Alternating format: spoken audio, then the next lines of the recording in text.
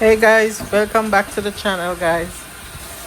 Today we are just making a little fish. I'm gonna make some red snapper with a little basmati rice. Not much cooking today because it is extremely hot outside. My kitchen is hot, so I won't be staying long in the kitchen, but I will just be making some basmati rice with some red snapper. So here are my little ingredients here. So stay tuned and watch the video, guys. And remember to like and subscribe and share the video, guys. So here is my little stuff here. So let's make some red snapper and basmati rice. Watch till the end, guys.